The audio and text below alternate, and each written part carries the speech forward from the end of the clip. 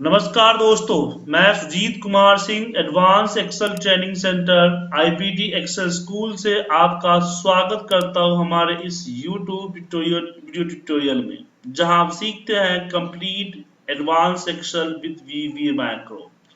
तो दोस्तों, हम बात कर रहे हैं आज वीवी माइक्रो प्रोग्रामिंग की। और आप इस वीडियो को पूरा देखिएगा क्योंकि कोई रिकॉर्डेड वीडियो नहीं है। बेसिकली ये हमारे लाइव क्लासेस की वीडियोज है। सुबह के 6 बजे का बैच है। इसमें 3 लोग डिफरेंट डिफरेंट लोकेशन से मेरे साथ जूम ऐप से पढ़ रहे हैं और अपने डाउट्स हर चीज मेरे साथ क्लियर कर रहे हैं। तो सो प्लीज इस वीडियो को अंत तक देखें। अगर अच्छा लगेगा तो लाइक जरूर कीजिएगा। अगर आप लोग नए हैं तो चैनल को सब्सक्राइब आवाज जरूर नहीं आया कीजिएगा। सर। तो तेजेंद्र जी, जाहिर जी, चलिए स्टार्ट करते हैं आज का टॉपिक। जैसे कि हमने आपको लास्ट क्लास में बताया था डेटा टाइप्स, मतलब कि हमने आपको वेरिएबल बताया था। हम आपको आज बताएंगे मैथमेटिकल कैलकुलेशन विथ वेरिएबल्स। तो चलिए हम वेरिएबल्स के साथ मैथमेटिकल कैलकुलेशन कैसे होता है, आज इस चीजों पे हम चर्चा करते हैं। ठीक है। और ठीक है जो भी सर। प्रॉब्लम होगा आप लोग नोट कर लीजिएगा। Thank you.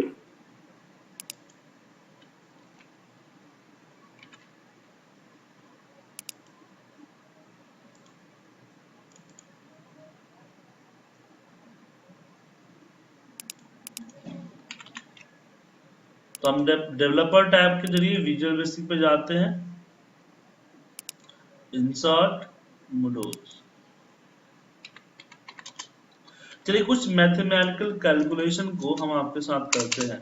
और इस मैथमेटिकल कैलकुलेशन को हम बेसिकली फंक्शन के जरिए सॉल्व करेंगे। और दोनों चीजें इसमें इसमें आपको ये भी पता चलेगा कि फंक्शन से क्या बेनिफिट है और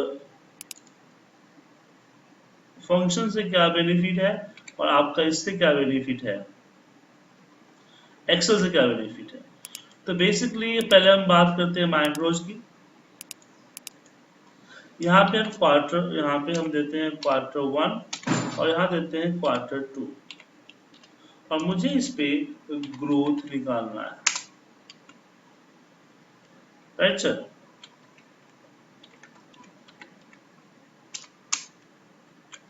और मेरे पास ऐसे मान लीजिए कई सारे डेटा हो सकते हैं, तो मुझे सबका निकालना है।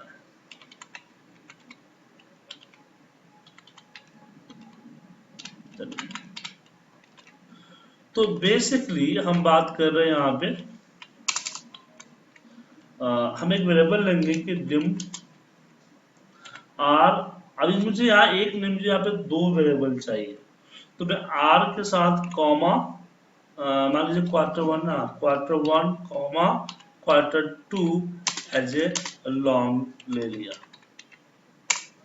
और फिर डिम। अब इसमें मुझे एक और वेरिएबल चाहिए जिसपे कैलकुलेशन हो, मतलब कि वो हमें डबल का चाहिए। तो हम नीचे भी डिफाइन कर सकते हैं या साइड में भी लिख सकते हैं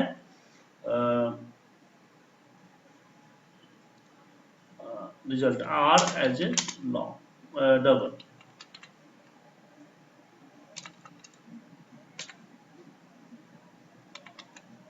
सकता हो रहा है कि मुझे प्रॉब्लम लग रहा है। उसके बाद हम यहाँ पे वैल्यू को लोड कर रहे हैं कि Q1 इक्वल टू रेंज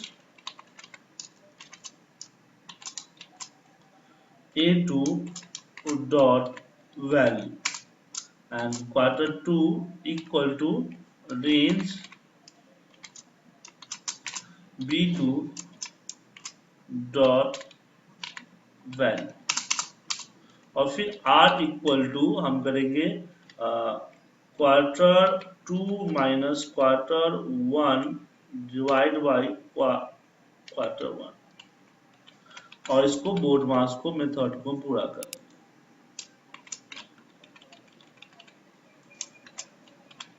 और फिर यहाँ पे हम देंगे range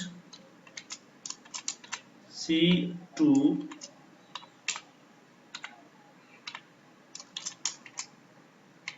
dot value equal two of. तो जाहिद जी, तेजिंदर जी, कोई डाउट इसमें? ठीक है सर, ये क्लियर है सर।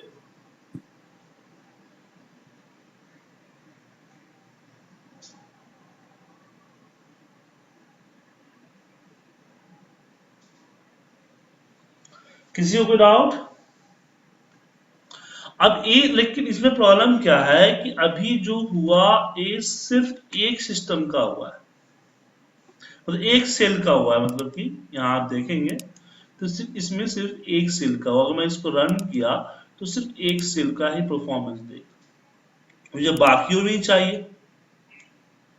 तो कैलकुलेशन हमारी सेम रहेगी, बट हमें यहाँ A2 की जगह पे A3 A4 करना पड़ेगा, तो ये बार बार करना पड़ेगा। इसी चीज के लिए हम लगाते हैं लूप। हम देंगे कि फोर आई इक्वल टू चले 2 से कहां तक चले, हमने बोल दिया 6 तक, 6, और पूरी कैलकुलेशन को हमने रख दिया नेक्स्ट आई, मतलब कि लूप के अंदर।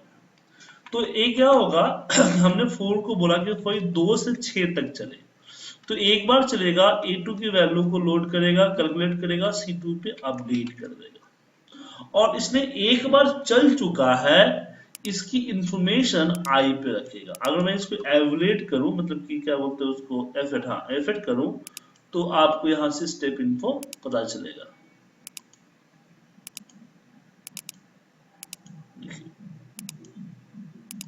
यहाँ देखिए आई इक्वल टू 2 है, समझ में आया सर? साहिब जी, रुपेश जी,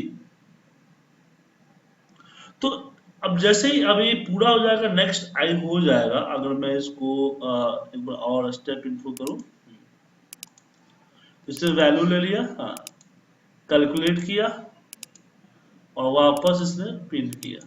फिर नेक्स्ट आई चेक करेगा कि आई का जो ऊपर जो है वो क्या हो, 6 से ज्यादा है। अगर ज्यादा है तो लूप को खत्म करके बाहर आ जाएगा, नहीं ज्यादा है तो स्टेप इनको क्या करेगा, क्या करेगा, वापस जाएगा। इस बार आई का मान यहाँ देखिए आई इक्वल टू 3 है, तो मैंने यहाँ पे क्या किया कि यहाँ पे क्या A2 आ चाहिए, A2 के बाद A3 चाहिए, तो जो चाहिए वो आई पे होता है, तो हमने इसको कॉनकैटिनेट विथ आई कर दिया, कॉनकैटिनेट विथ आई।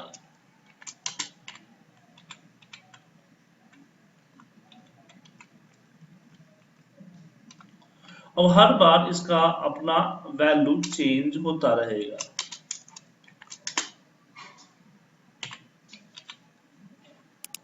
अब मैं इसको रन करता हूं, आप देखेंगे कि एक्सेल सीट पे सारा हो गया।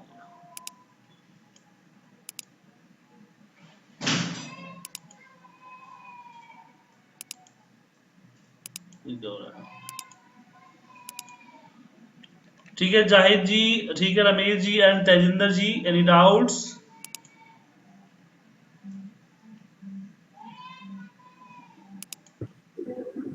ठीक है सर। अब इसी चीज अब इसी चीज को अब मैं आपके साथ यूज करने वाला हूं फंक्शंस में। अब इसी का मैं अगर फॉर्मूला बनाता तो कैसे बनाता, तो हम हेलो यहाँ पे, हेलो, सर, मैं ये कह रहा था, जैसे मान लो अगर मुझे फॉर आई को अगर वो सर वो करना हो डायनेमिक, तो मतलब उसकी रेंज तो हाँ ये मैं उसी उसमें। बताऊंगा 6, हाँ 2 से तो हमारा स्टार्ट, इसलिए 2 इसलिए किया क्योंकि हमारा 2 हाँ, से स्टार्ट है सेल, इसलिए। Yes yes sir, yes sir. ऐसा नहीं और 1 सर से करता तो फिर मुझे -1 करना पड़ता, इसलिए +1 करना पड़ता, इसलिए। और तो दूसरा, अगर ये 6 जो यस आपको सर, दिया हुआ है ना, इसको इसी को डायनेमिक करना 6 चाहते हैं ना आप? Yes yes sir. हाँ तो इसको आप इस तरह से लिख सकते हैं कि range A 65,000 dot and XLS आप डॉट ट्रू। ठीक है सर, जी तो डायनेमिक हो गया। अब इसी चीज को फंक्शन के जरिए करता हूं, तो फंक्शन मतलब कि फॉर्मूला।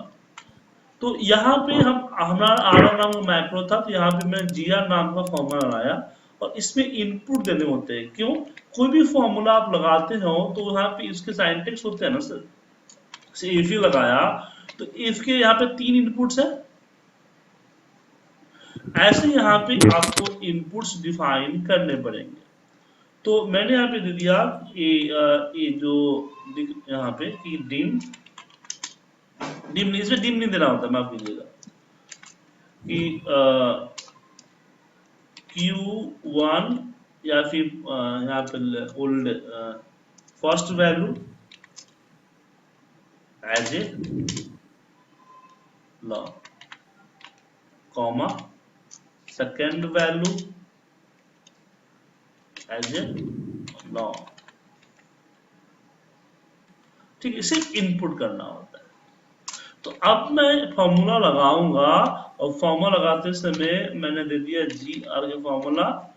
अब मैंने इसको सिलेक्ट किया और कॉमा इसको सिलेक्ट किया, तो A2 की वैल्यू एस फर्स्ट वैल्यू पे चली गई, एफ बी पे चली गई, और B2 की वैल्यू जो है वो एस बी मतलब कि सेकेंड वैल्यू पे स्टोर होगी। जी अब मैं यहाँ पे करता हूँ dim R as a double और R equal to S B second value minus first value divide by first value, और इसको बूट मास मेथड में लेते हैं। और तीसरा sir ji R equal to R. देखिए फॉर्मूला का जो फॉर्मूला हमारे पास होता है उस फॉर्मूला के तीन जब भी बनाते हैं तो उसका 3 पार्ट होता है। पहला पार्ट होता है डिक्लेरेशन, आपने फॉर्मूला का नाम और फॉर्मूले के इनपुट्स को डिक्लेयर किया। दूसरा बात है कैलकुलेशन, फॉर्मूले को कैलकुलेट करके एक फाइनल रिजल्ट किसी वेरिएबल पे स्टोर कर दिया। और सेकेंड हमारे पास आता है वो आता है असाइनमेंट, जो फॉर्मूले के नाम है उस नाम पे जहां पे फाइनल वैल्यू स्टोर है उसको असाइन करना, ताकि रिजल्ट, क्योंकि रिजल्ट आपको जीआर ही शो करेगा। तो जब तक मैं जीआर इक्वल टू अपना फाइनल रिजल्ट नहीं देता हूं तब तक वैल्यू हमारी शो नहीं होगी, राइट। अब ओके यहाँ पे देखिए आपके सामने वैल्यू शो हो गया। अब मैं इसको नीचे तक ड्रैग कर दूंगा तो रिजल्ट हो जाए आ जाएगा, ठीक है। जी सर अब इसमें देखिए कि मैंने कुछ वैल्यू को चेंज कर दिया ना सर। जी सर तो अब मेरा फंक्शन ऑटोमेटिकली अपडेट हो रहा है, जी बट हमारा मैक्रो अपडेट नहीं हो रहा है। मैक्रो को अपडेट करने के लिए मुझे वापस अपने मैक्रो को रन करना पड़ेगा। रन करना पड़ेगा। जी तो यही डिफरेंस है हमारा फंक्शंस और किसमें, मैक्रो में। मैक्रो में। लेकिन बेनिफिट है तो एक लॉस भी है, जैसे कि आप फंक्शन के जरिए कॉपी पेस्ट नहीं करा सकते हो, किसी फाइल को ओपन नहीं करा सकते हो ना। फंक्शन तो कैलकुलेशन के लिए होता है। ओके तो एडवांटेज है तो डिसएडवांटेज भी है इसके, राइट। चलिए राइट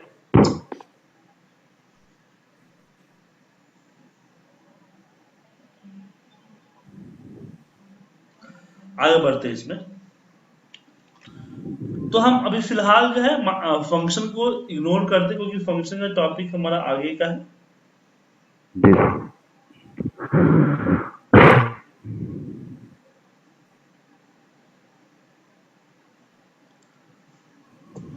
हम बैक को लेके ही चलते हैं।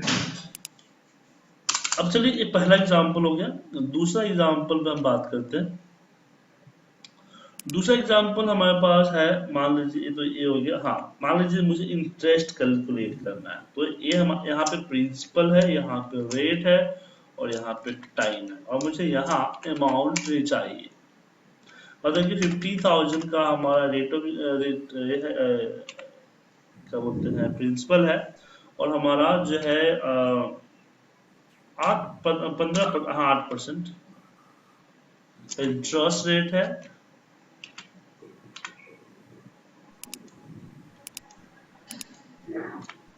और 3 साल का टाइम है।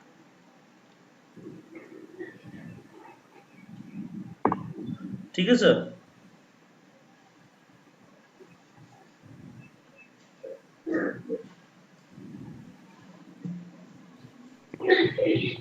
अब चलिए इसका हम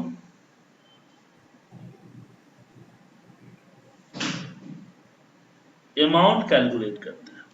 तो अमाउंट कैलकुलेट करने के लिए एक्चुअली एफबी फॉर्मूला, इसमें एफबी फॉर्मूला है उसे जरूर कर सकते हैं, लेकिन मैं इसको अपनी मैथमेटिकल कैलकुलेशन से करना चाहता हूँ। और मैथमेटिकल कैलकुलेशन कहता है कि amount equal to P multiply by 1 plus R divide by N and power of T multiply by N. हमने जो पढ़ा हुआ है, आप लोग कोई और पढ़े होंगे तो बात अलग है, लेकिन हमने यही पढ़ा था। तो चलिए इसके लिए मैक्रोज बनाते हैं।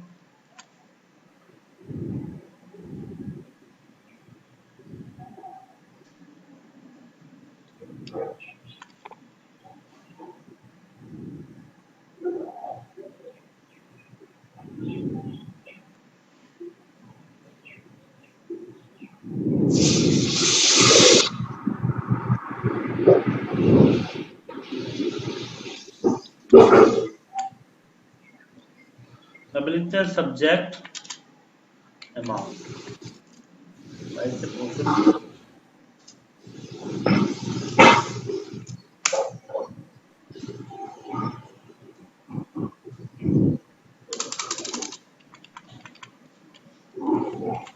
Dim P as a long, T R rate है ना, R as a डबल, क्योंकि हम ये आपका परसेंटेज जो है डेसिमल में होता है, इसे डबल लेना होगा। और टाइम एज ए, अब इसमें इंटीजर भी कर सकते हैं, लॉन्ग करने की जरूरत नहीं है। और इसमें हमें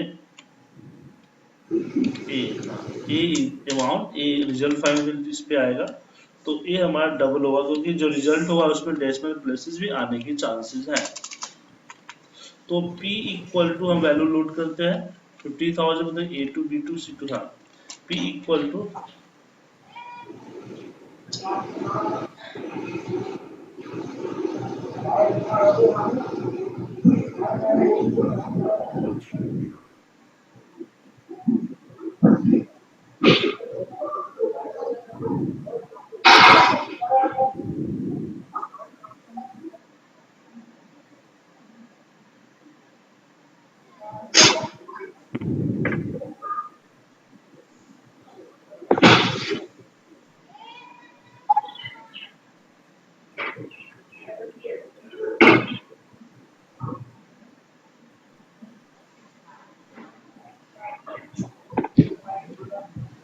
P इक्वल टू रेंज, और रेंज में हमने दे दिया A2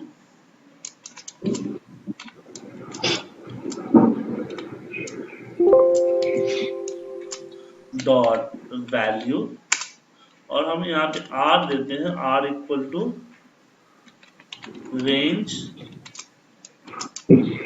C2 डॉट वैल्यू, और यहाँ पे T equal to range B2 dot value. हमने लोड कर दिया।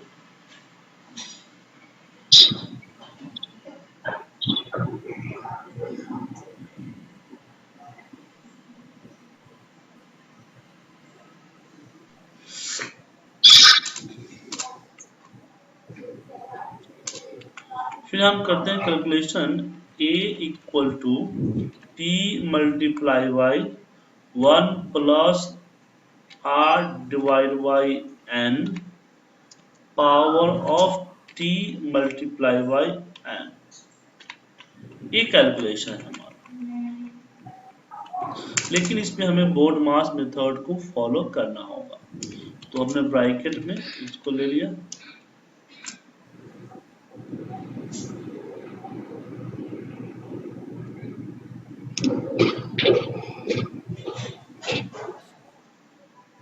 और फिर वापस हमने इसको ब्रैकेट में लिया,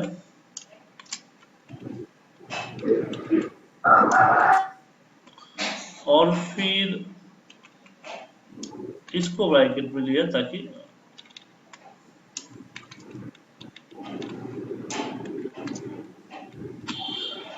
ठीक है सर। Hello hello. सर, ये कैसे पता करेंगे यहाँ पे ब्रैकेट लगाना है हमें? हर बोर्ड मास जो कैलकुलेशन को बता रहे हो। अलग करना है ना सर, जैसे कि आप पहले क्या होगा, r डिवाइड बाई n होगा, तो इसके हमने रख दिया, फिर 1 प्लस r डिवाइड बाई 1, तो फिर इसको हमने ले लिया ब्रैकेट में, ठीक है। फिर जी। t मल्टीप्लाई बाई 1 ये ले लिया ब्रैकेट में, t मल्टीप्लाई बाई 1 इसको पावर करना है तो इस सबको ब्रैकेट में रख लिया। आप ब्रैकेट में लिखो ही, वैसे कंफ्यूजन है तो हम ब्रैकेट में लिखते हैं कि p मल्टीप्लाई बाई ब्रैकेट में 1 प्लस वापस ब्रैकेट में r डिवाइड बाई n मतलब कि 12, ठीक है। Power of t multiply by 1, समझ गए? आया समझ सर? सर अब मैं यहाँ पे सर पहले n हम, कमजोर थे। हाँ n है हमारा, तो इस यहाँ पे हम n इक्वल टू 12 कर देता हूँ। फाइनल रिजल्ट होगा हमारा range A B A, sorry देखिए आप गलती हो गया था ना, यहाँ पे d2 dot value equal to, अब यहाँ b2 है, यहाँ पे c2 होगा, ठीक है सर। इस कैलकुलेशन में किसी को डाउट?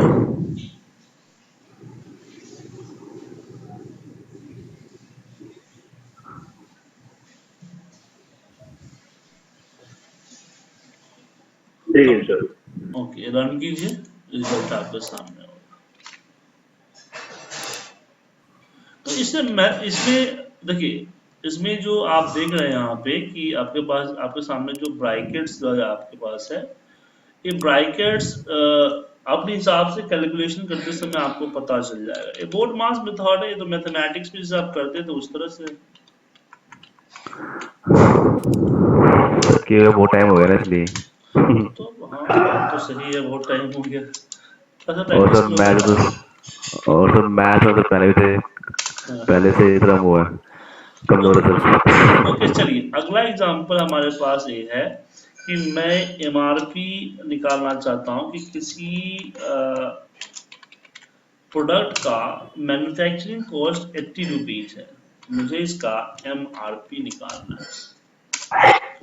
तो एमआरपी का रूल ये कहता है कि मैन्युफैक्चरर कहता है कि भाई 5% मिनिमम तो मैं रखूंगा, तो 80 रुपए का 5% ऐड करके वो डिस्ट्रीब्यूटर को दे देता है।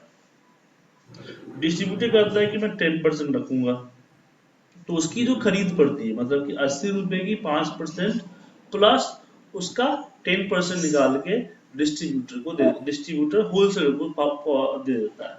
होलसेलर क्या करता है, उसकी जो खरीद पड़ती है उस खरीद की 15% ऐड करके रिटेलर को दे देता है। रिटेलर क्या करता है, 20% ऐड करता है और कस्टमर को दे देता है। कस्टमर की प्राइस एमआरपी हुई। अब इसको कैसे हम कैलकुलेट करेंगे, ठीक है। अब यहाँ पे एक चीज दिखाना चाहता हूं मैं, इसलिए दिया मैंने कि डिम कॉस्ट कॉमा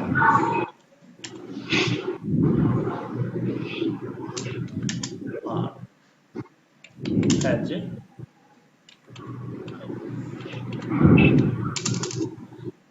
राइट। अब कॉस्ट इक्वल टू रेंज मैंने कर दिया A2 डॉट वैल्यू, राइट। अब मुझे R equal to cost multiply by, अब यहाँ पे मुझे 5% निकालना है तो मैं 5% ऐसे नहीं लिख सकता हूँ। जनरली एक्सेल पे नहीं करते हैं ना कि अगर 5% निकालना है तो मल्टीप्लाई बाय 5% कर देता हूँ, बट यहाँ पे ऐसे नहीं कर सकता मैं। तो यहाँ पे हमें करना होगा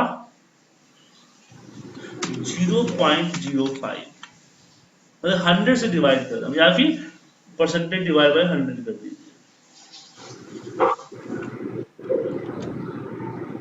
प्लस कॉस्ट। और यहाँ पे भी जैसे हमने बताया था कि बोर्ड मास मेथड होना चाहिए मल्टीप्लिकेशन में, तो हमने इसको ब्रैकेट किया और यहाँ रख दिया। ये तो मैन्युफैक्चरर कॉस्ट निकला। अब मैं यहाँ पे एक और लिखता हूँ कि R equal to R multiply by 0.10 plus R। समझ में आया जाए जी?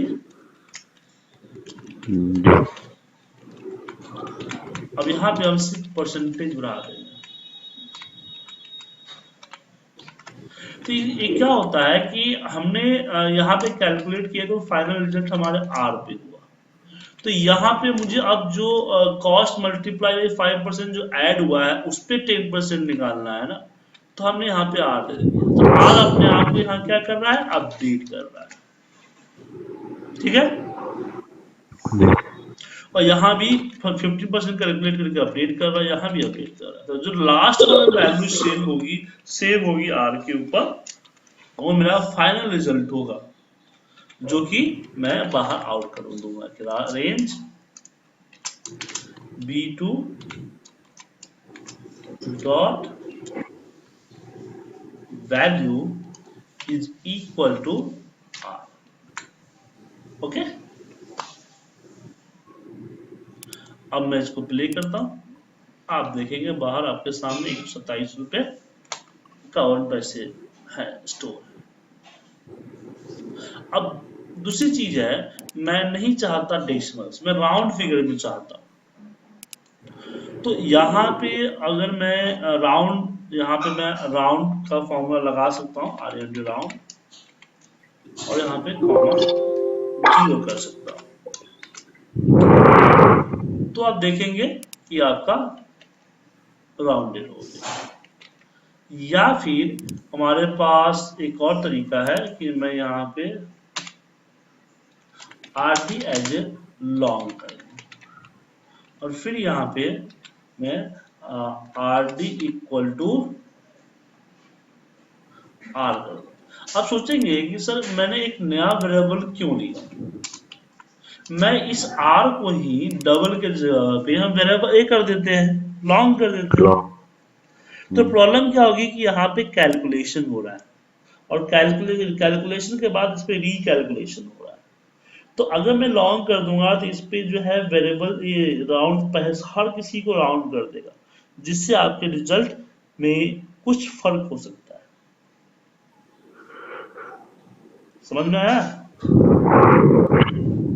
जैसे आपका 80 रुपए के बाद 5% निकला, मान लीजिए 7 रुपए, 87 रुपए 5% का, फिर मुझे 10% निकालना है। अगर मैं राउंड कर दूंगा 87 के बाद 88 कर देगा। तो हर स्टेप में जो है कुछ पॉइंट्स की ज्यादा की वैल्यू को ये कर देगा ना सर, इसलिए। क्लियर है? जी जी सर। अब ये तो मैंने आपको 3-4 कैलकुलेशन अपने तरफ से बताई।